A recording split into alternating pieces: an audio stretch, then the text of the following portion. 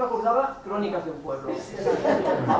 A més, el que ells decidiran, no juntament amb en Dionís, sinó tal com ja prèviament havia fet en Dionís, decidiran que tirem endavant, perquè, escolta, això és un vi bo, aporta feina a la gent del poble i, a més, aporta riquesa al poble. Tirem endavant, tu. I tiren endavant, però diuen, hem de preguntar al poble si està d'acord. I ho pregunten al poble. Aquí ja em va semblar una mica Fuenteovejuna, Tots a una, tots allò dient, vinga, va, doncs sí, tirem endavant. És ètic? No. És moral? No. Tirem endavant. Increïble. A partir d'aquí és quan comença aquesta rifa anual, aquest sorteig anual, que no esmentaré amb més detalls. Jo la trobada del jurat, ho vaig comentar, em recordava molt el relat de la Shirley Jackson, La loteria. És que, bueno, d'entrada una cosa, això que has dit, que semblava que et recordava Cròniques d'un pueblo, és que la novel·la està ambientada a finals del segle XIX. Llavors, clar, al ple de l'Ajuntament, evidentment, el que reunien eren les forces vives del poble, que les forces del poble, doncs el metge, l'alcalde, mestre, aquest no em convenia, que no Guàrdia Civil en aquesta sala. Això per una banda, o sigui, més que res per contextualitzar els personatges que surten en aquest ple. I d'altra banda, sí, en realitat l'origen d'aquest relat em va vindre per dues bandes. Per una part, una història que havia sentit jo explicar al meu pare, també d'un lloc on es produïa el vi, però clar, jo era petita i no sé per què aquesta història em va quedar gravada. El meu pare ja fa anys que es mor, ja no li puc preguntar, però aquesta anècdota que explicava em va quedar gravada. I d'altra banda, fa uns anys vaig llegir La loteria, de la Shirley Jackson, i va ser un relat que també em va quedar molt present, perquè clar, els que ens agrada llegir, escriure, llegim moltíssim, i clar, evidentment no tot et queda d'aquesta manera, però el relat de la Shirley Jackson em va... I agafant una miqueta de l'essència de la loteria i una miqueta de l'essència d'aquesta història que em va explicar el meu pare, va sortir això. Però el més curiós és que jo aquest any he començat, a la meva edat, he començat a estudiar filologia hispànica. Bueno, total, que a classe hem treballat la loteria de Shirley Jackson. I clar, aquí hem fet una lectura molt profunda, analitzant tots els temes, I aquí ha sigut on jo realment he descobert per què em va impactar aquest relat i per què està tan relacionat. Però clar, quan jo he descobert això, el missatge real de la loteria, aquest llibre ja estava a les llibreries, o sigui que va ser una cosa més inconscient o subconscient que realment més del que jo em pensava. Sí. Doncs continuant així amb referències i tal, i encara una mica movem amb aquesta trobada que fa el consistori, el que també em va recordar molt aquesta trobada en concret és que de veritat és hilarant aquesta trobada, vull dir, els membres del jurat estan aquí i si esteu d'acord alceu la mà, si no, no alceu, però jo penso que sí, és d'aquelles trobades que te'n recordes, és el que queda... He de dir que és la meva escena preferida. És que és impressionant. A mi aquesta escena em va recordar també el fragment aquell de la pel·lícula dels germans Marx, aquell de quan cridaven, en aquella època ho mirava en castellà, en Mas Madera, no? Més fusta, porteu fusta, que estaven en el tren, és els germans Marx a l'oest, que estan en la locomotora tirant fusta i tal perquè avanci i tal, i més fusta, doncs em recordava una mica això, vinga, més, i cada vegada hi ha un trio que apareix per allà també, que no sé si també estava inspirat en això o no. No. Suposo que alguna mica agafes. El nen fa una mica d'extra, però un extra que m'ha vingut molt bé, que ha estat molt bé aprofitat aquest nen. Molt bé. Bé, seriosa. De l'argument ja no parlaré més, ara em posaré seriosa una altra vegada. Algun altre aspecte tècnic de la novel·la. De l'argument no comentaré res més perquè si no... ja diríem massa cosa. Al voltant d'aspectes que trobem també aquí a la novel·la, a l'inici de cada capítol, per exemple, el que hi ha són unes dites que d'alguna manera ja t'encaminen cap a allò que trobaràs en el capítol. En llegeixo alguna així a l'atzar A les penes punyalades i al patir un got de vi. Predica més un petricó de vi que 100 frares agustins. Aquest no m'agrada. És que és una dona sin vi. Aquest és molt masculí. No m'agrada. Aquest el deixo. Quan el vi entra, el secret surt. O sigui que n'hi ha el mort, ni vinya ni or. O sigui, a l'inici de cada capítol tens el títol del capítol i la dita. No, quan he dit no m'agrada la dita, està molt ben triada. Atenció, I representa el capítol. I representa el capítol, correcte. No sé com va anar una mica l'estructuració de tot plegat, vull dir, tenies ja totes aquestes dites, se'l va ocórrer després i vas fer la cerca, com ho vas compaginar? La veritat és que per mi quan em va trucar la Glòria em va dir que havia guanyat aquest premi, em va quedar molt sorpresa, ella ho sap. Perquè jo la veritat és que sóc una gran desconeixedora del món del vi. Llavors, clar, davant d'aquest projecte em vaig haver de fer moltíssima recerca, perquè clar, no és un tema que jo conegui, que jo domini, i vaig haver d'investigar, fins i tot em va ajudar un amic que tinc al Priorat, que és enòleg. Total, que buscant informació i tot això vaig anar a parar a un gran, enorme recull de dites referent als vins. Llavors, llegint-les, vaig pensar, ostres, aquesta és adient per aquest capítol. Ostres, total, que era tan extens aquell llistat de dites que vaig trobar una per cada capítol. I ara, entre ahir i aquest matí, m'he tornat... És molt divertit llegir un llibre que ha escrit una mateixa, perquè fer de lectora externa és curiós. Llavors, clar, quan vaig introduir les dites, jo ja tenia els noms dels capítols posats.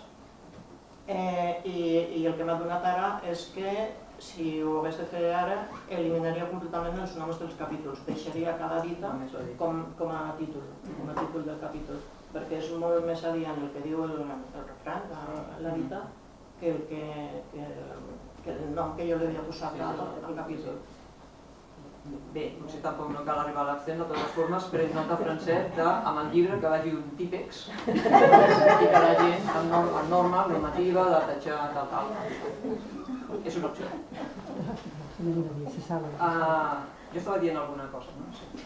Sí, a banda d'aquesta qüestió de la tècnica, això que he dit abans de l'Immèdia Res, la novel·la que també m'ha cridat l'atenció és que, tot i que potser no us sembli en aparença, la novel·la és circular. Dic que no us sembli en aparença perquè us he dit que comença amb aquest moment d'un sorteig i que aleshores a Redoltes del Penedès arriba aquest jove que ve de França i tal, però és circular perquè si mirem l'argument, no la trama que seria l'exposició de la història dins de la novel·la, però si mirem l'argument, la història s'inicia amb en Pierre a França i acaba també a França, en el mateix lloc, o sigui que és totalment circular.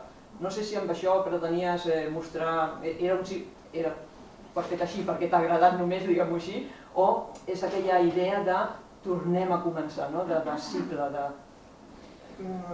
A veure,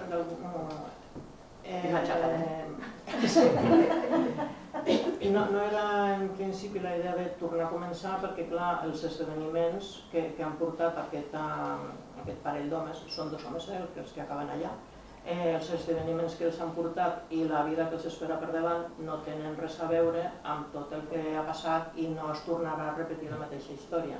En aquest sentit no és circular, però que sí que em feia gràcia donar la volta i mira, d'on havia sortit un personatge que volia fer dolenteries i que tot això acaba sent el lloc clàssic i feliç d'uns altres personatges que han fet el viatge a la inversa. Això sí que es volia, però clar, que tornés a començar no, perquè és que no té sentit de tornar a començar. Bé, i en tot cas ja per anar tancant, hi ha dos aspectes de fet tu ara ho has esmentat fa un moment, dos aspectes de la documentació que m'agradaria tractar. Per una banda, el que faria referència a tota la temàtica que és el cavall de batalla del nostre concurs, del concurs de novel·la curta Celler de Lletres, que és tot el món vitivinícola, tota aquesta cultura. La novel·la, tal com ha comentat la Pilar, se situa a finals del segle XIX i diguem-ne que està entre l'esclat de la filoxera a França i l'esclat de la filoxera aquí a Catalunya, és en aquest tram, en aquest període. De tot això, tot i que ara has esmentat una mica, no sé si vols afegir alguna cosa al voltant de la documentació que vas dur a terme, perquè dius que no és una temàtica que no havies tractat en altres obres teves. Clar, quan fas una novel·la, relat, el que sigui, històric, sigui del tema que sigui, has de fer recerca, perquè clar, aquí hi ha molta recerca feta, encara que no ho sembli, per exemple, amb el tema dels vestits, de la roba que portaven la gent en aquell moment.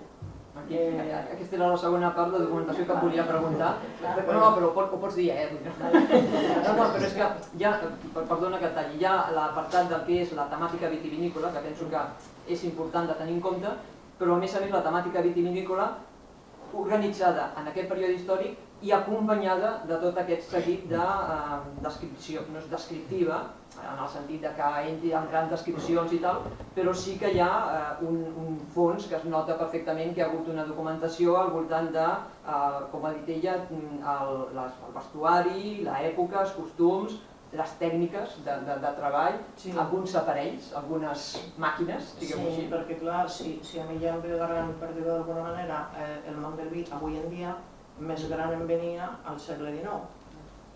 Llavors, clar, la investigació va ser més exhaustiva, evidentment, perquè clar, els estris que es fan servir ara no són els mateixos que es feien servir llavors.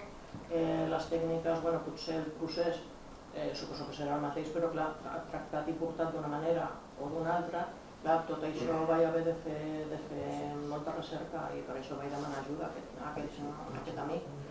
I sí, va ser una feina intensa. I després em va passar una cosa curiosa també, amb el tema de les varietats dels raïms.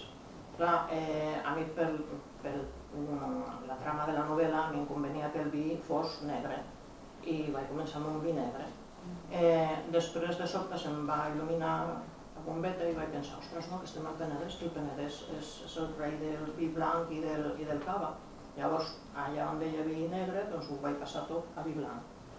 Però després, clar, continuant fent recerca, vaig descobrir que això del vi blanc i del raïm blanc i tot això, que va vindre després de la filoxera, aquesta zona, perquè abans de la filoxera el que es treballava, el que es conreava, però clar, jo això no ho sabia, ho vaig anar descobrint pas a pas, o sigui que després de dir vi blanc, on deia blanc, va tornar a dir vi negre. I va ser com entretingut, no? Per això és curteta, no? Però bueno... I després hi ha també un cotxe molt particular. Aquest també. Es descriu un cotxe que sembla un artefacte inventat, no és un artefacte inventat, realment és el primer vehicle automòbil, o sigui, la primera cosa que es movia per ella mateixa, que va fabricar la Mercedes-Benz en aquella època. Llavors, aquí la senyora aquesta tan lletja i tan malvada i tal, era molt rica i aconseguia tot el que volia i es va fer amb aquest andròmina, perquè una andròmina era com una bicicleta molt gran però que funcionava, que caminava sola.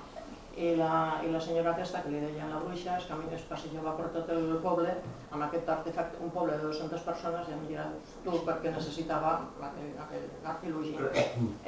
Com que a la senyora tothom li deia la bruixa perquè no li faltaven raons, doncs automàticament aquell artilugi es va anomenar l'escombra, o sigui que tothom coneixia, però aquest està documentat i és veritat que va sortir de la fàbrica de la Mercedes-Benz en aquell moment. Doncs, no sé, jo ho deixo aquí, en tot cas, no sé si tu vols afegir alguna allò de... tot allò que hauries volgut dir que no, aprofita, perquè és el teu moment. Bueno, penso que... Bueno, revelaré un secretet. Aquest personatge, que torno a dir que és el meu preferit, que és el malgerbat i lleig i tal, és una caricatura d'un personatge que segurament els més grans coneixeu, que és Doña Urraca, del TVO.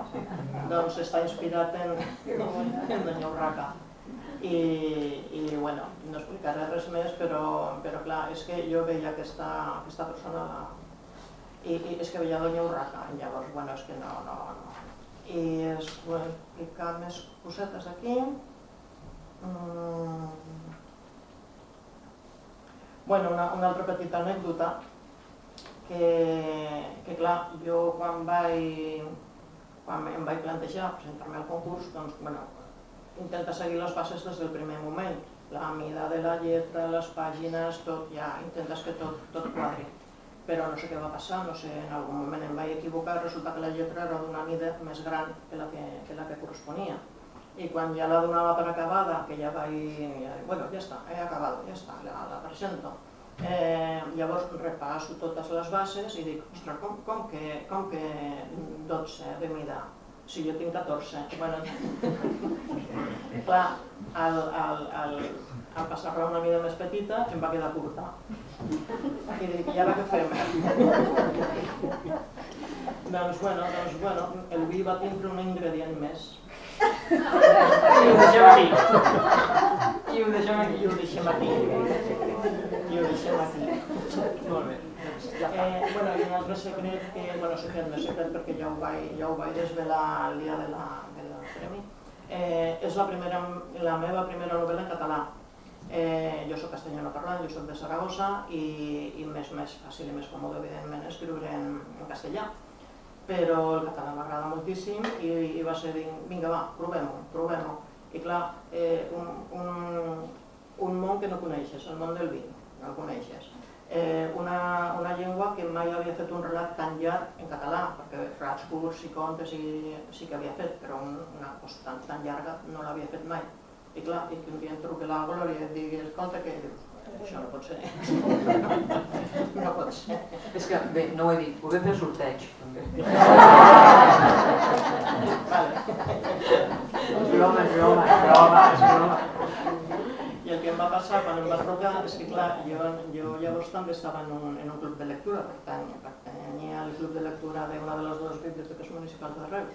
I clar, ja sabeu que per fer el club de lectura es fan préstecs interbibliotecaris per tindre volums per tota la gent.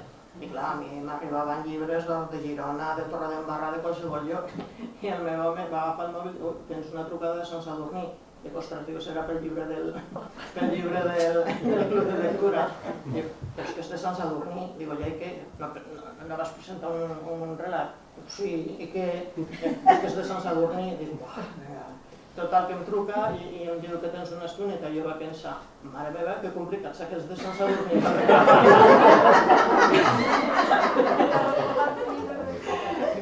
Sí, a més estava en minivacances, tens una estona, em vaig seure al llit i vaig dir, ostres, és que per fotre'm la bronca, no sé. Quina fama. No, perquè clar, estava acostumada a rebre correus, ha caducat el préstec del llibre, correus sí, però mai m'havien trucat per telèfon. I jo vaig dir, ostres, aquest de Sant Sadurní, no sé que ho fan complicat, això per reclamar un llibre. Però bueno, la sorpresa va ser molt gran.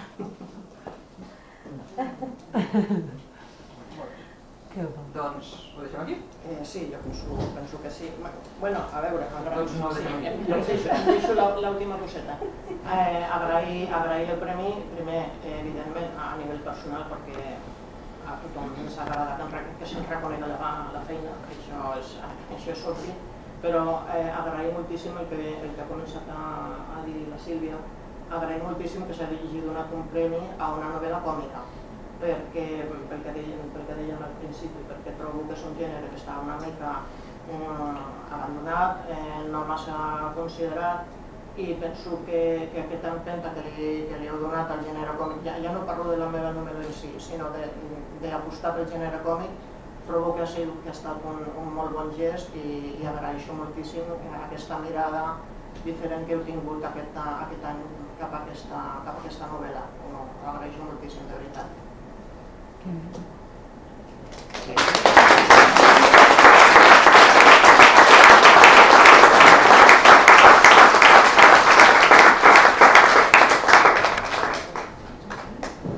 Bé, primer de tot, agrair que en aquest moment, en aquests moments, després d'una pandèmia i després de les males notícies que tenim arreu del món, està bé que una novel·la còmica hagi guanyat en aquest moment. Per tant, és una bona notícia. Avui, la veritat, anava mirant les cares de la gent i la gent, la veritat, també s'ho estava passant bé. Per tant, és una bona notícia que després d'una pandèmia puguem començar a retrobar-nos en diferents actes. La setmana passada ens retrobàvem amb la inauguració de la Fira de Mostres, que us convido els que no l'heu pogut anar a veure, que l'heu disfrutat, de tot el potencial artístic que hi ha a Sant Sadurní.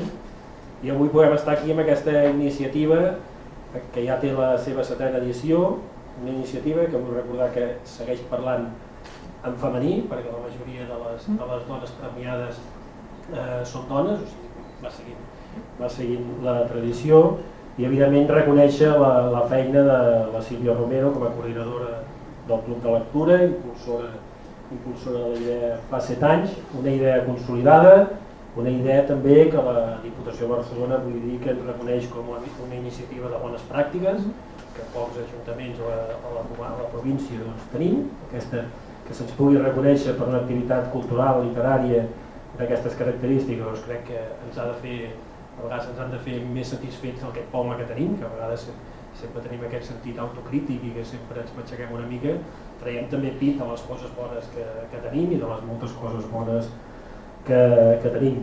També agrair la feina de les persones del jurat voluntàries, que veig que per aquí, pel que m'han dit, hi ha que ja tenen feina per l'any que ve, ja són les que estan escollides, que ja van prenent mides de com va l'acte. Agrair-los que durant l'estiu, de les 15 novel·les que es van presentar, van tindre que llegir-se-les totes una altra vegada. Agrair-los i sobretot també agrair a l'editorial Saldonàs que aposti un any més per fer la tirada d'aquesta novel·la. Una novel·la que és la guanyadora d'aquest concurs, el concurs de Premis Cellers de Lletres, que, com diu la temàtica del vi, ha d'estar íntimament relacionada amb el món del vi i el cava.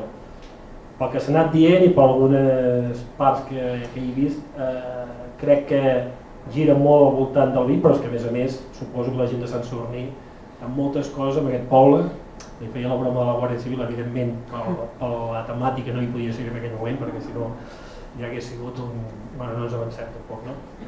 Però per la temàtica de la que anireu descobrint, doncs podria haver sigut un poble del Penedès qualsevol, com podria haver sigut les Revoltes del Penedès, podria haver sigut Sant Sadurní, amb les referències evidentment també de la filoxera, d'una època que Sant Sadurní també va viure un abans i un després, gràcies a aquell fet, doncs Sant Sadurní potser moltes de les característiques que ens han definit actualment sortim d'aquell moment, per tant va estar un moment que també Sant Sadurní també ens hi veurem reflectit, que sempre, tot i que no es parla de cava perquè no, sinó que es parla molt del vi. Ara has entrat al món del vi, convidem a que em vinguis a visitar i que també coneixis el món del cava, per tant és un món que podràs descobrir que és apassionant i per tant també et convidem a que puguis vindre a Sant Sadurní en un altre dia tranquil·lament. Ara farem una copa de cava de Porcinet i estarem aquí fora tranquil·lament. Repeteixo, aquests actes poder-los tornar-los a fer és una gran alegria per tots plegats i esperem ja que no es vegin interromputs més. Felicitar la Pilar de los Hielos, nascuda a Saragossa, com he dit, que viu a Reus. Felicitar-te també perquè la primera vegada que escrius en català guanyes un premi, per tant crec que t'han d'animar a escriure moltes més vegades en català, perquè si és la primera vol dir que tens futur, i sobretot gràcies per aquest humor, perquè repeteixo en aquests moments és molt necessari. Gràcies i felicitats pel premi. Moltes gràcies.